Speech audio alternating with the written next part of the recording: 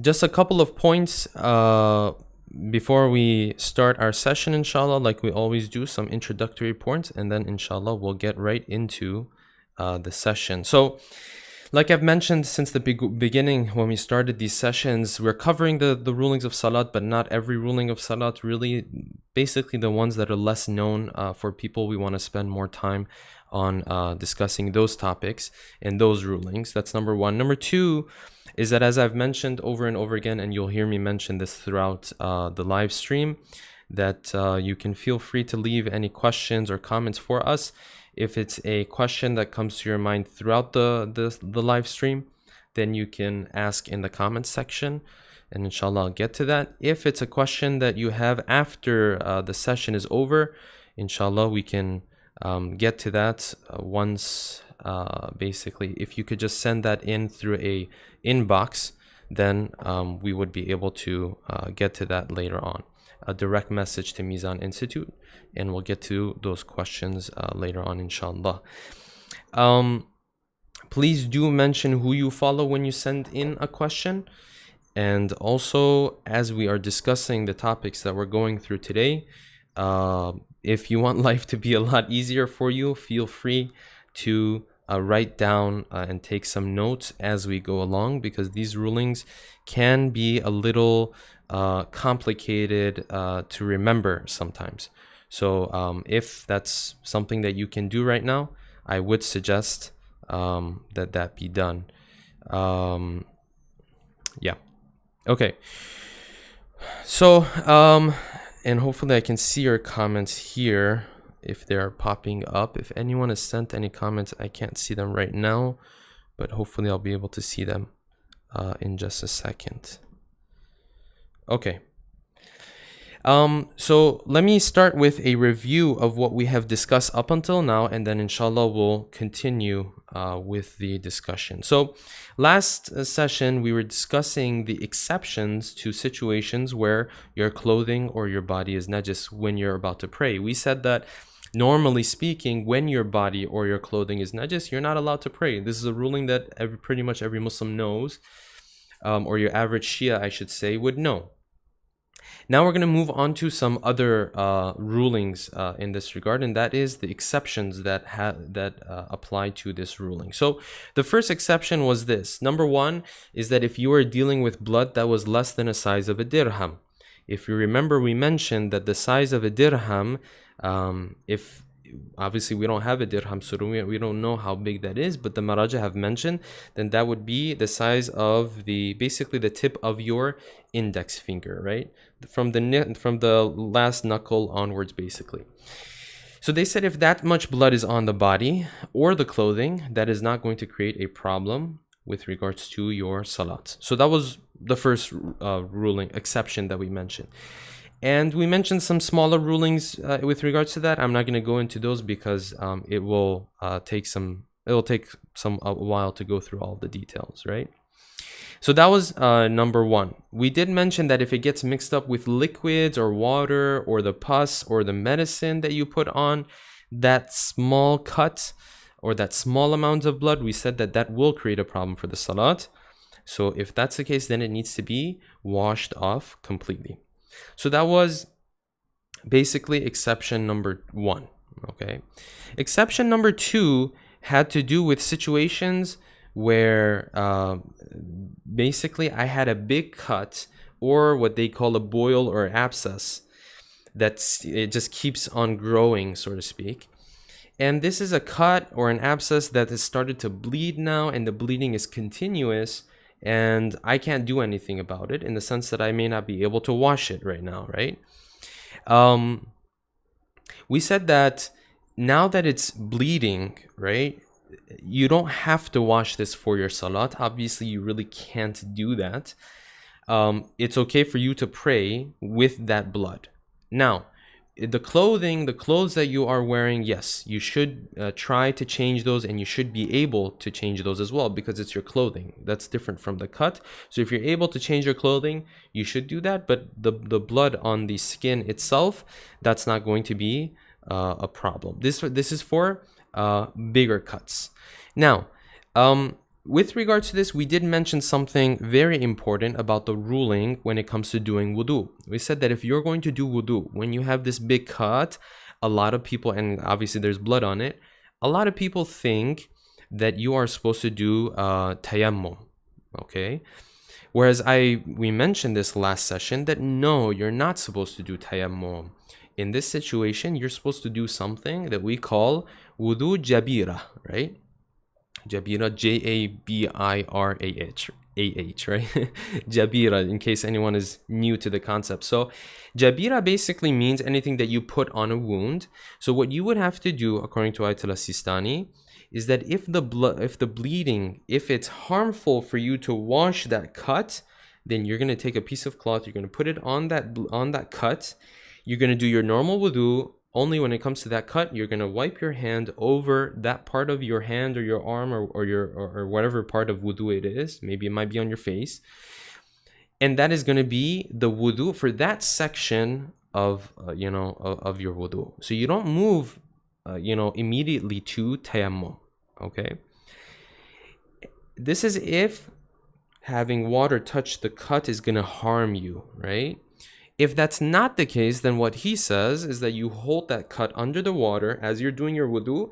For just a second, you hold on to it and you press down. Even if the bleeding stops for 1 second and then it starts again, that's it. You don't have to worry about it. You have washed that part of your cut and that part of your arm. And then you continue normal way with the rest of your wudu. Okay. Moving on, so that was number 2, the second exception. Moving on to exception number 3. Exception number 3 was a small piece of clothing that you wouldn't be able to cover your private parts with. If this is najis and you are wearing something like this, it's okay. You don't have to worry about the taharat of it, right? The example that comes to mind is if I have a tissue, let's say, for example, I have a tissue that's bloody, right? And I put it in my pocket. When I put this tissue in my pocket, this tissue is not something that I can cover up with, basically. Therefore, having it with me is not going to create a problem. Number 4 is when I have something. I'm sorry. I mixed up two. So number 3 was a small piece of clothing, like a hat or a belt, something you're wearing. Okay, something you're wearing, right? Like a hat or a belt. If these become najis with blood, for example, then you don't have to worry about them. Number 4 is having something in your pocket, and that's the example of the tissue would come up there. So I mixed those two for just a second. So if you have something with you that is najis and it's really small, then also you do not have to worry about that. And number 5 is a situation where making yourself tahir is just too difficult, right? And there's a number of different situations that you can picture and imagine for this. Okay, so that would be number 5. Okay, these are the 5 different exceptions that we have when it comes to praying when your clothing or your body, as I mentioned, they may be najis. Okay, another ruling that we mentioned and another point that we made was the idea of praying with the urine of a breastfeeding child on our clothing. We mentioned that this is a very common understanding amongst people, that from sometimes they might have heard it from somewhere, or like, someone may have told them that yes, if you basically if your clothing is najis and the najasat is the urine of a breastfeeding child, that is completely fine and you don't have to worry about that. Okay, if I'm just gonna try to pull up the comments here so that hopefully I can see the comments as you guys are posting them. Okay, Assalamu alaikum to everybody. Okay, good, now I can see the comments. Okay, Assalamu alaikum to brothers and sisters, thank you for being with us. So the breastfeeding child, we mentioned that no, this is one of those things that people mention, but when you actually go to our ulama, they don't have this understanding. So Ayatollah Sistani says, for example, he has some very detailed rulings. So basically he says this ruling does not apply to us, even though he interestingly mentions that a lot of maraji have issued a fatwa like this. But he says, I don't believe in it in the way that they believe in it. in the sense that it has not been proven for him. And Ayatollah Khamenei, or I should say Imam Khomeini in Tahrir al-Wasila, he also limits the scope of this ruling so much that technically it wouldn't even apply to us. And I mentioned this last week, that one of the conditions that he mentions for this is that the person who is taking care of that breastfeeding child, and by the way, he says it has to be a breastfeeding boy, because the hadith, this is all coming from a hadith, and the hadith had to do specifically with a breastfeeding boy. So he limits the scope of this hadith very, very much, not the hadith, sorry, the scope of the ruling, only to situations where you are dealing with a breastfeeding boy, and the person who's taking care of that breastfeeding boy only has one clothing, right? Which, as I mentioned in the previous sessions, technically does not happen for us nowadays, right? If you're on Facebook, that means that's not going to happen for you. Okay, so that was another ruling we mentioned. The last ruling that I mentioned, and inshallah from here, and I will move on to the discussion that we have for this new session, is that if my clothing is najis and I don't have anything else to wear, what am I supposed to do in this situation? This is, of course, a ruling that we don't really deal with, again, necessarily, unless the time of prayer is really tight, right? The time of prayer is ending. Yes, in those situations, we do deal with something like this. Ayatollah Sistani says that you should pray with the najis clothing. Of course, we're talking about najis clothing that covers the parts that are absolutely necessary to be covered. So if my socks are najis, as a brother, or even as a sister, if there is no non-mahram, I need to take off my socks, right? We're talking about the parts that are absolutely necessary for them to be covered. If I have nothing else to cover with, then I should pray with my najis clothing. Ayatollah Imam Khomeini said that no, this person, from what I remember, and you guys can check the last session when we were talking about this, that no, this person should pray without wearing anything. So there's a discussion about that. Again, that's not something that we deal with very often, but just something to remember. Okay. Let me just check and see if we have any questions coming up. If not, inshallah, I will continue. Okay, Assalamu alaikum to everyone else who just joined us. Very well. Okay, so let's continue with the conditions. So we said that the first condition of a clothing is that it has to be tahir, and that's what last session was all about, the taharat of the clothing. Actually, we spent 2 sessions on that, just because there's so many different scenarios with regards to it. Now we're going to move on to the second condition. The second condition of clothing, and inshallah we'll be done today with the conditions of clothing, is that it has to be mubah. What does mubah mean? It means that it's not ghasbi, right? And to make it very simple, ghasbi means something that you've stolen, something that you don't have the right, the authority to use, and things of that nature. Okay. Now, Ayatollah Sistani's, he doesn't give a fatwa on this. He says according to Ihtiyat Wajib, but Ayatollah Khamenei does have a fatwa on this. So he definitively says that if your clothing is ghasbi, that is going to create a problem for your salat. Okay. So again, I'm not going to go into detail about this. There are some rulings about this, but the only ruling that I want to cover about this particular condition is this. If I don't pay khums and I pray, what is the ruling in that case, right? Because that's basically the situation that we deal with. When we talk about ghasbi clothing, most of us aren't dealing with situations where we're going out and stealing anything. No, but there are situations where I haven't paid khums on a particular clothing of mine and I used it for my salat. What am I supposed to do in that situation? Or, for example, let's just say someone didn't even know about the ruling regarding khums, and for the last 10 years, they were praying with clothing that they had not paid khums on. What is the ruling in that situation? Okay. So Ayatollah Sistani, if I wanted to give you a brief answer, the brief answer is that for the most part, like 95% of the time, your namaz does not become batil. Okay, why? Ayatollah Sistani and Ayatollah Khamenei also has this, for those who are interested in it's in his Risale Amuzashi. He says that, listen, when you were buying this thing, how were you buying it? Let's say I'm talking about my dishdasha that I'm wearing right now, right? This dishdasha that I'm wearing right now, how did I buy it? Did I take specific money and show the money to the seller and say, hey, I want to buy that dishdasha with this money, and then I bought it? Is that what I did? Which practically never happens. Or did I say, hey, I want that dishdasha, and I didn't even talk about what money I'm going to use to pay off the dishdasha, although maybe in the back of my mind I'm thinking that, yeah, I'll use the money from my income which I haven't paid khums on, even though I might be thinking that, but that does not mean that I bought this dishdasha specifically with this money that I had not paid khums on. So I'm not going to go into detail here. Basically 99% of the time it is not going to create a problem with regards to our prayers, right?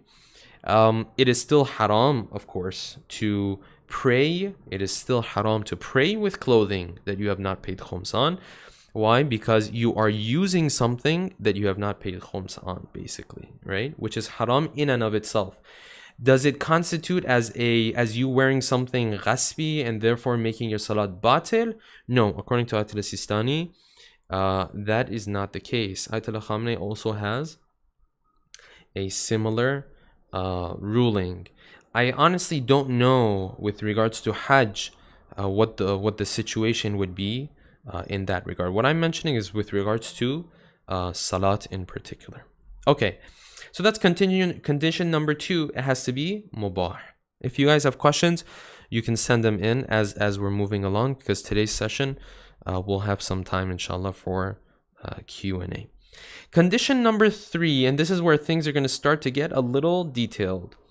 Condition number 3 is that the clothing that I wear in my salat, it should not be from mayta. What is mayta?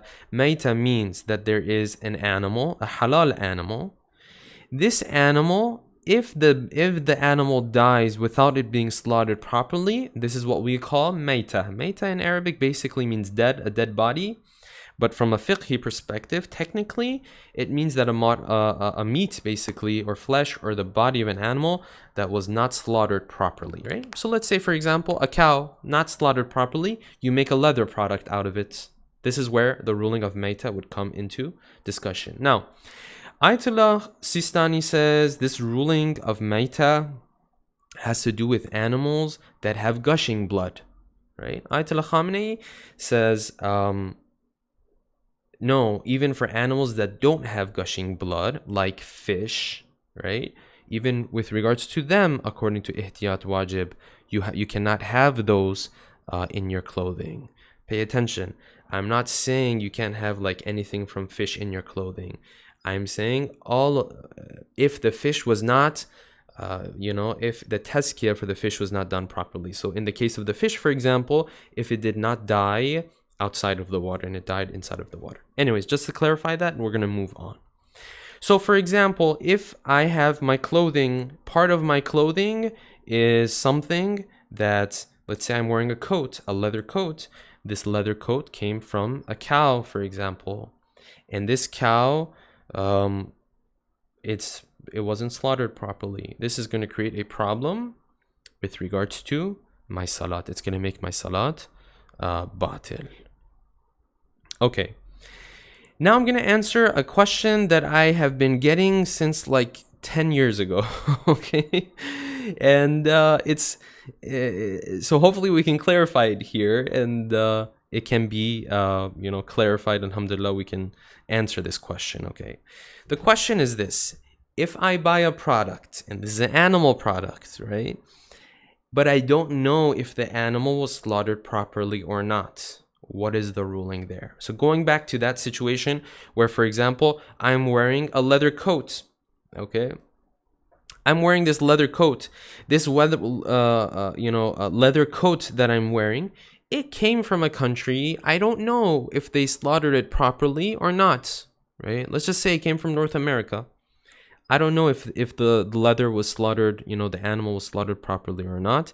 Therefore, I don't know if this is coming from meita, i.e. an animal that wasn't slaughtered properly, or this leather is coming to me from an animal that was slaughtered properly. Okay, so what is the ruling in this situation? Ayatollah Sistani and Ayatollah Khamenei's rulings on this issue are different. Ayatollah Sistani says, listen, if there is a reasonable chance, so that might be like 10%, 15%, 20%. If there is a reasonable chance that this leather product, it came from an animal that was slaughtered properly, you can wear it. Even if you're not 100% sure that it was slaughtered properly. That is Ayatollah Sistani's ruling, right?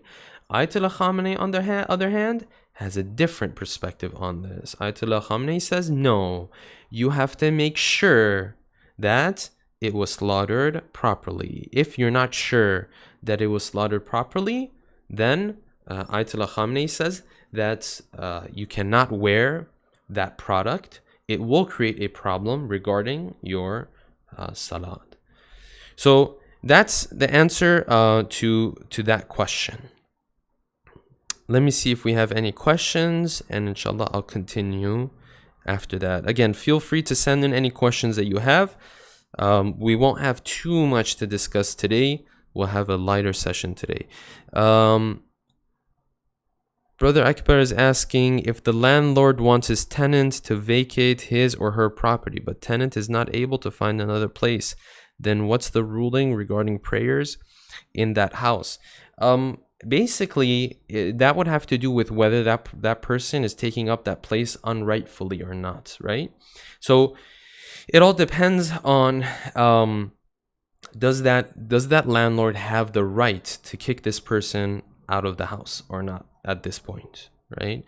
My understanding is that if the landlord has that right based on the law, then that's what that ruling is. I would assume, I'm not 100% sure about this, but I would assume that would constitute being ghasbi. Okay. That's as far as I can comment on that, because it is a unique situation where this person, like you're saying, doesn't have another place to stay. So I don't know, honestly. I'm not 100% sure, but I would assume based on the law, it would not be allowed for that person to pray in that particular place. Okay. Let me see if I have to mention any points here. Yes, the one ruling that we do have to mention here is that if we said that the maita, having your clothing made up from the maita of a halal animal, the dead body of an animal that is halal to eat, but this one particularly was not slaughtered properly, like cows and sheep or whatever the case may be, we said your clothing cannot be made of the dead body of these animals. However, the ruling only refers to situations where you are taking parts of the body that are basically living parts. So what I mean by that is that this would not cover, for example, the hair of the animal, right? It would not cover, for example, the nails. It would not cover any parts of the body that are not living parts of the body. It would not cover those parts. But the skin, for example, it would cover that part. That's why we talked about leather and how that would not be allowed in that situation. Okay. Moving on, condition number 4. Condition number 4 is this. Before I move on, this thing we mentioned that if I'm not sure, I have a product, I'm not sure it was slaughtered properly. Ayatollah Sistani said if there's a 10-15% chance that it was slaughtered properly, you can pray with it. And even though you're not 100% sure, and Ayatollah Khamenei said no, you have to be sure in order to pray with it. Please pay attention that this is with regards to salat. Even Ayatollah Khamenei, with regards to the najasat and taharat of that product, he will also be on the easier side, basically. He also will say, with najasat and taharat, you have to be sure something is najis. Unless you're sure, it's always tahir for us. So This is with regards to what we're talking about right now, is with regards to salat, that Ayatollah Khamenei says, no, you have to make sure the slaughtering had been done. With regards to najasat and taharat, that's not the case. So for example, I follow Ayatollah Khamenei, for example. I'm wearing a leather jacket. This leather jacket, if it came to me from a country where there is a chance that it was slaughtered properly. Let's say, for example, I've heard this about Australia, for example, because the huge number of Muslims we have, and some of them apparently are in the business of producing these types of products. So let's say I got this jacket. I go outside, it's raining, right? If it's raining, because there's a chance that this was made from an animal that was slaughtered properly, it is not najis. But I cannot use it for my salat. So that would be the difference between something being considered najis and something being okay for our salat. Similar difference you can find between najasat and taharat and eating the meat of an animal, right? With najasat and taharat, everyone takes it very easy. With eating the animal, everyone says, no, you have to be sure that tazkiyah basically was properly done for that animal. Okay. Moving on to condition number 4. Condition number 4 is another thing that we deal with quite often. Condition number 4, according to Ayatollah Sistani, is this. He says that any animals that are predators, right? Meaning that they have basically they prey on other animals, right? According to ihtiyat wajib, your clothing should not have anything from their bodies. And according to ihtiyat wajib, you should also not have anything from any haram animals. Like what? Even if they're not predators necessarily, like rabbits or maybe even cats will fall under this category, right? I'm saying cats because the criterion for a predator in fiqh is not just whether they prey on other animal or not. It is that, and also if they have basically they have the fangs or whatever, I forgot what they call them, right? The long nails, basically. So they would have to have both of those. So Ayatollah Sistani says predators, and according to ihtiyat wajib, any haram animals. For Ayatollah Khamenei, he says any haram animals. That's his fatwa. Okay, you cannot have those in your clothing. Okay, so that seems pretty simple and obvious, and this is where the idea of the fur of a cat would come into picture. This is why Ayatollah Sistani has that ruling that if you have cat fur on your clothing, if it is more than 1 or 2 or 3, then you would not be able to pray with that. Based on what I understood from Ayatollah Khamenei's ruling, any amount would be a problem here with the fur of a cat, because a cat is haram to be consumed. Similarly, for example, a rabbit. The same thing would apply to a rabbit as well. So that's that ruling. Let me know if there are any questions, or inshallah we can move on with the discussion. Okay, no questions yet. Well, I'll continue inshallah with the discussion.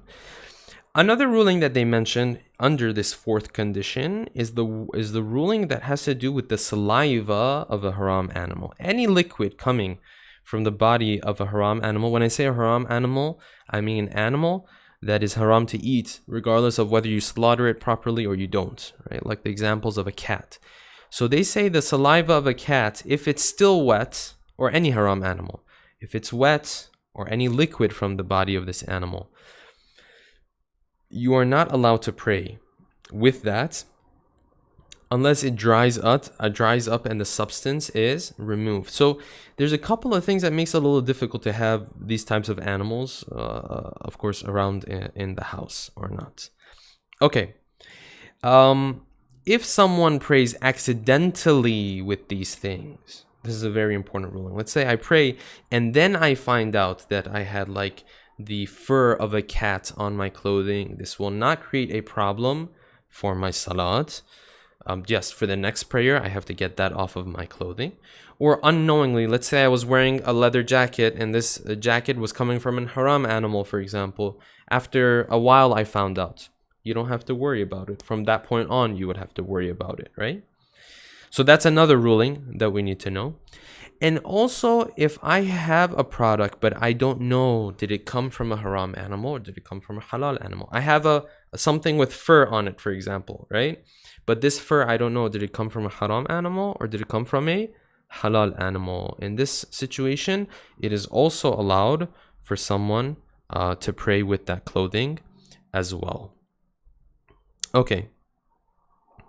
So we have a question. Let me just take a look at this question. Brother Hussein is asking, a famous winter jacket brand, Canada Goose, they use real coyote fur.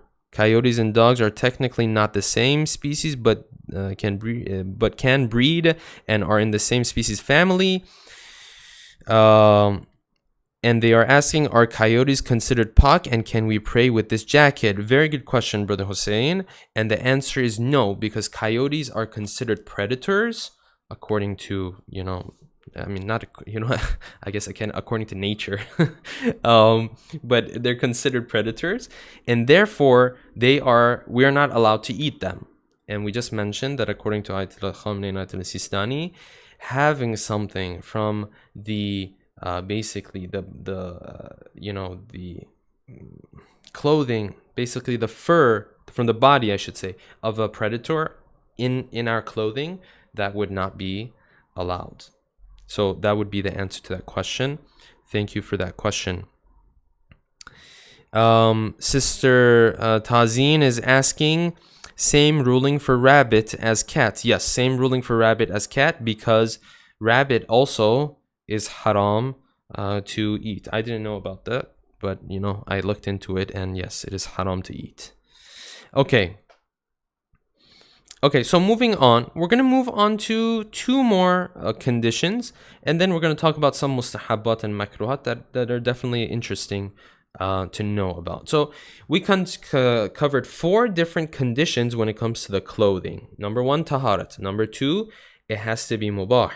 It can't be ghasbi. Number 3, it cannot be from the dead body of a halal animal. Number 4, it cannot be from the body of a haram animal, specifically predators, but according to ihtiyat wajib, also other haram animals like rabbits and cats.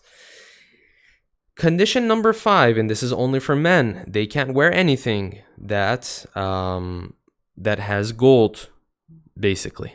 Okay, now there's a long discussion on this, and they've discussed it in the books. I don't think I need to discuss this too much. I don't think we deal with this very often. I'll just say this, that it also applies to accessories. So if someone has golden jewelry, obviously it's haram for men, but if someone prays like that, their salat is also going to be batil. That's all I'll mention about that. Moving on to condition number 6 is wearing silk, right? And when we say silk, we're talking about pure silk.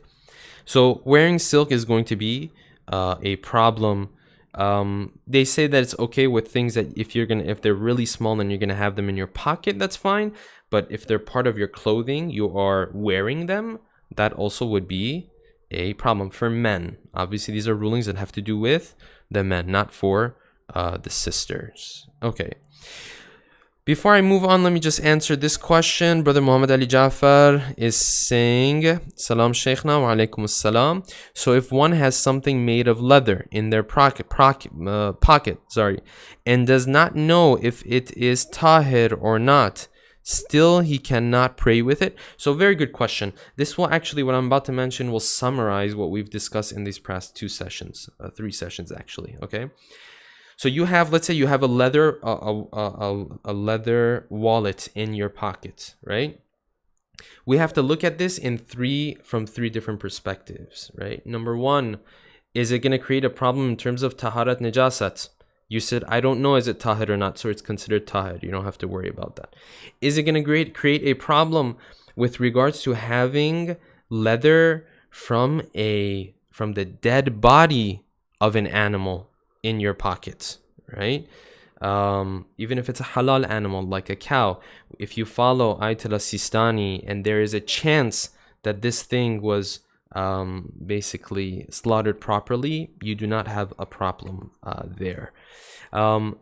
Third perspective that you have to look at it is in terms of did it come from a haram animal? But we mentioned you have a doubt whether it's coming from a haram animal or halal animal. you can pray with it, so that's not a problem.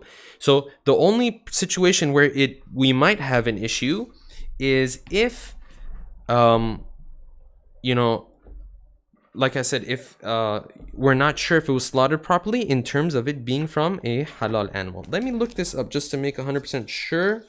And yes.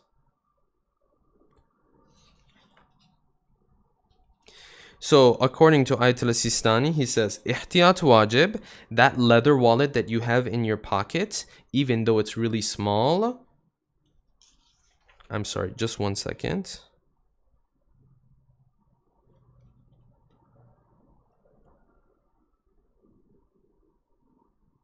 Yes, okay. Having it in your pocket is not a problem, but if it's part of your clothing, then it will be a problem according to Ayat al-Sistani. So for example, if it's a belt, it is a problem. If it is a wallet that you have in your pocket, it is not going to be a problem. This is ruling 992 of Tawzihul Masail al-Jami'. Yes. Okay. So hopefully I answered that question, Brother Muhammad Ali. Oh, you follow Ayatollah Khamenei. Yes. So based on Ayatollah Khamenei, yes, if you're not sure that that leather was slaughtered properly, you cannot pray with that. As far as I can remember, you cannot pray with that. And we can also look that up just real quick, just to make 100% sure about it, because I had the bookmarks in here. Yes.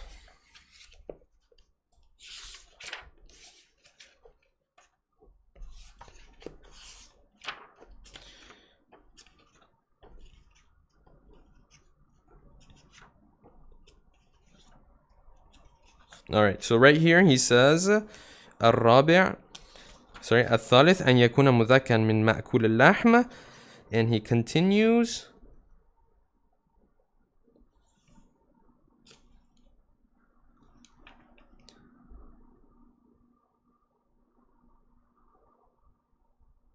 so he doesn't mention anything. So as far as I know, for Ayatollah Khamenei, Muhammad Ali, that would be considered a problem unless you are sure that it has been slaughtered properly. As far as I can understand, that would be the ruling in that particular situation.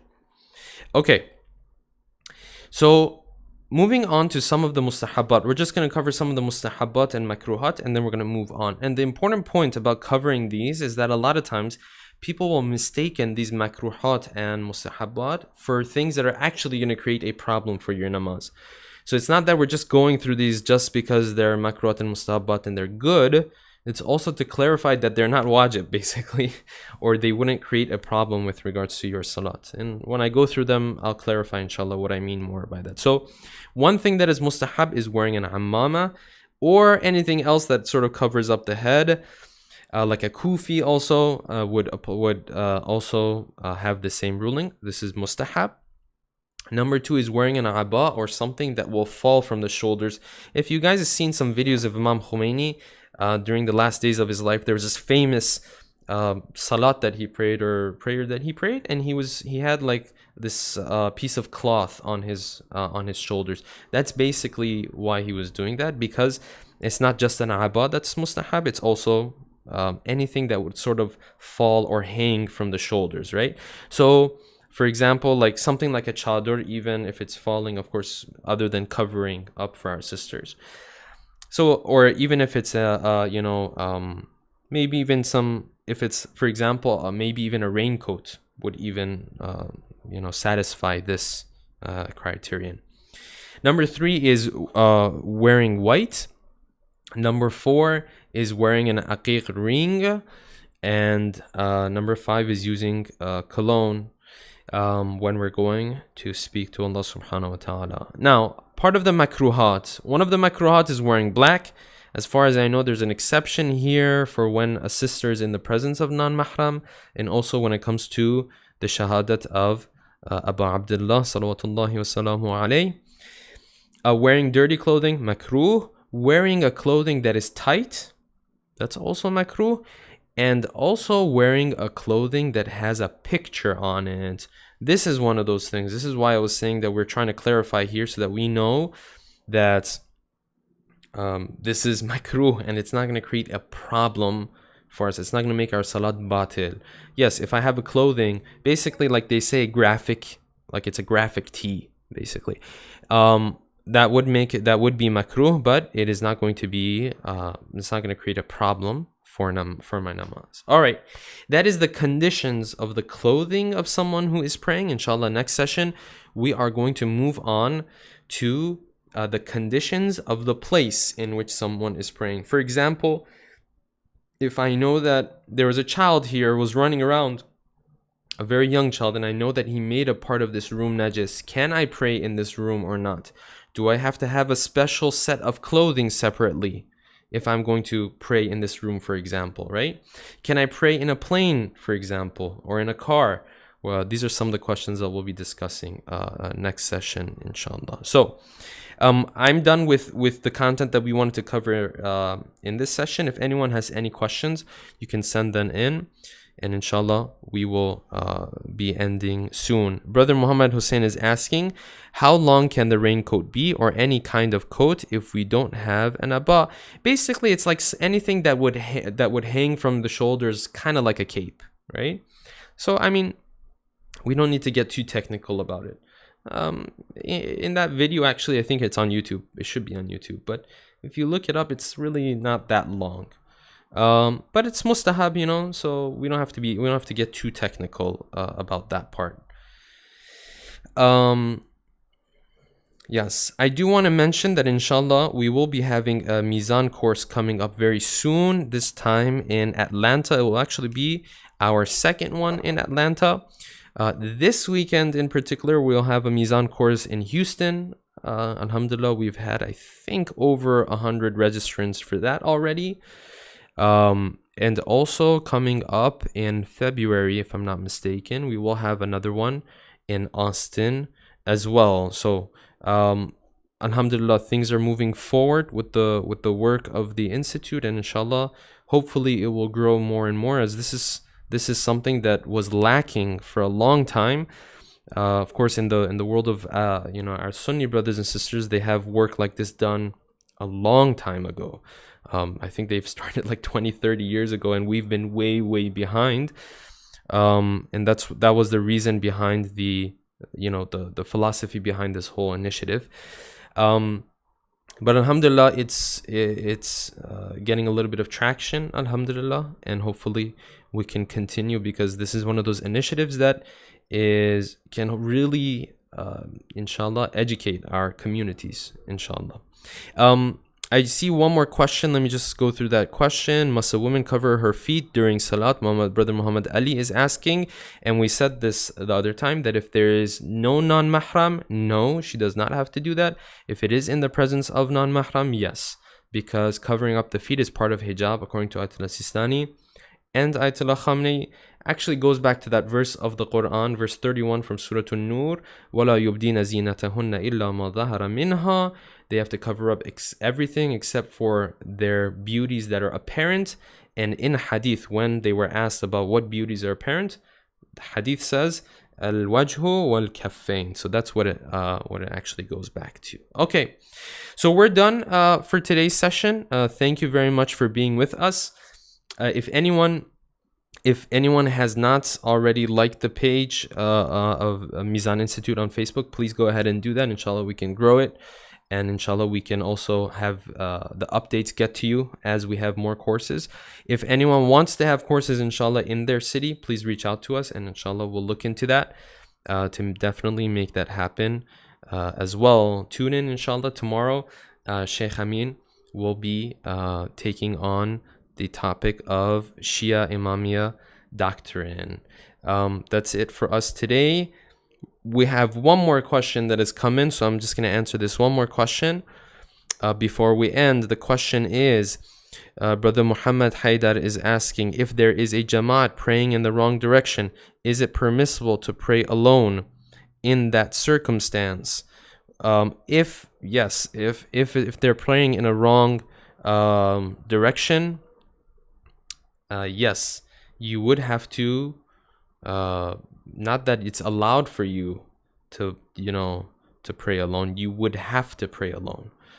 But But I mean, that would notify them, and you'll probably have to have a discussion about that with them anyways. But yeah, you would not be able to join if you are sure that they are praying towards the wrong direction. All right. Thank you very much. We'll see you inshallah in the next session. Wa alaikum assalam wa rahmatullahi wa barakatuh.